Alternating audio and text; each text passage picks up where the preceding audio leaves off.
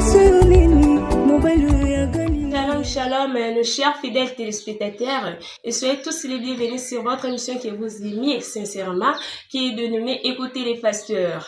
Tas Bikama TV est descendu encore dans la résidence du révérend pasteur Richard Bessalé, parce que c'est ici que nos enfants de Dieu reçoivent les éclaircissements sur la parole de Dieu à travers la bouche de son humble serviteur, le révérend Richard Bessalé. Avant de commencer, je vous en supplie de vous abonner massivement sur notre chaîne YouTube.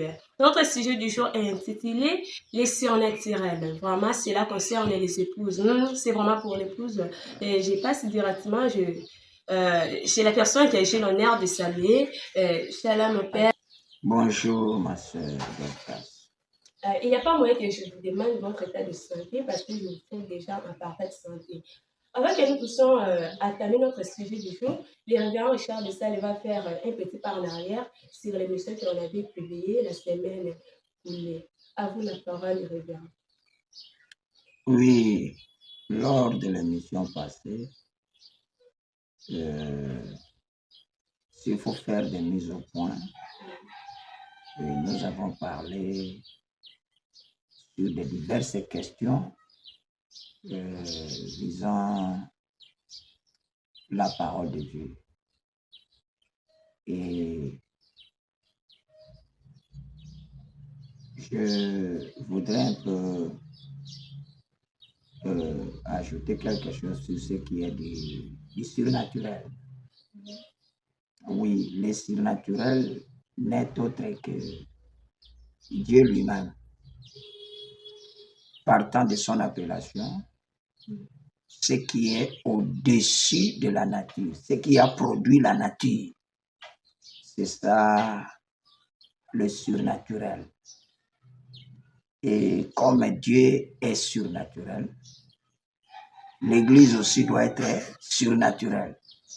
Parce que l'Église, c'est en quelque sorte ceux qui sont appelés à sortir de ce qui est naturel pour entrer dans ce qui est surnaturel. Vous sortez du monde, vous entrez dans la parole de Dieu. Il y a aussi des références qu'on n'avait pas données, qu'on va profiter à donner aussi parce qu'il y a l'interdépendance de la séance passée et à la séance que nous voulons maintenant entamer. Je pense que j'ai à dire, c'est ça. Ok, nous sommes de retour. Je vous rappelle justement que notre sujet du jour est intitulé Les surnaturels. Et c'est là, nous allons faire ça sous forme des questions. Nous commençons directement. Révérend Richard Bessalé, dans la Bible, il y a plusieurs écritures qui parlent du surnaturel. Parce que je ne veux pas dire que nous voyons, parce que là-bas, on n'a pas décrit une place où on a dessiné, donc il y a un surnaturel quelconque. Notre prophète William Marion Branham nous a parlé aussi du surnaturel. Lors de vos prédications, c'est similaire. Vous nous parlez aussi des surnaturels. Alors, nous voulons savoir, expliquez-nous, c'est quoi les surnaturels? Bon, je viens de le dire dans la mise au point. Ce n'est pas à moi les prédications. Nous sommes appelés à répéter ce que le Saint-Esprit a mis dans la Bible dans notre temps par rapport au programme de Dieu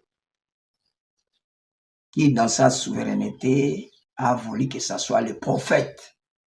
Alors, les prophètes sont des bouches autorisées de Dieu. Ce que les prophètes disent, c'est ce que nous répétons. Alors, je dis que le surnaturel, c'est Dieu. Et c'est ce qui est produit de Dieu. C'est la parole de Dieu rendue manifeste. C'est ça le surnaturel. C'est le Saint-Esprit que nous pouvons voir à travers ces manifestations. Par exemple, la colonne de feu. Et par exemple, un miracle. C'est ça. Si on peut chercher à parler un peu d'une manière claire du surnaturel. Bon, comment est-ce que les enfants d'été doivent croire que le surnaturel se fait? Est-ce qu'il y a-t-il une écriture qui peut nous faire convenir que c'est Dieu vraiment? Bon, dans la Bible, nous avons appris de l'appel d'Abraham. Abraham a rencontré Dieu. Et c'était quelque chose qui sort de l'ordinaire. Dieu l'a appelé. Il a entendu une grande voix l'appeler, Abraham, Abraham, mais il ne voyait personne. Et comme il avait obéi cette voix, partout il est parti,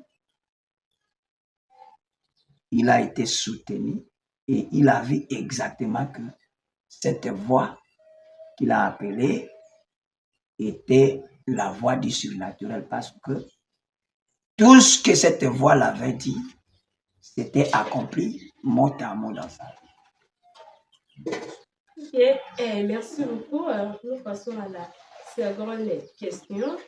Nous voyons dans votre église une photo du surnaturel sous forme d'épée. Nous voulons savoir qu'est-ce que c'est la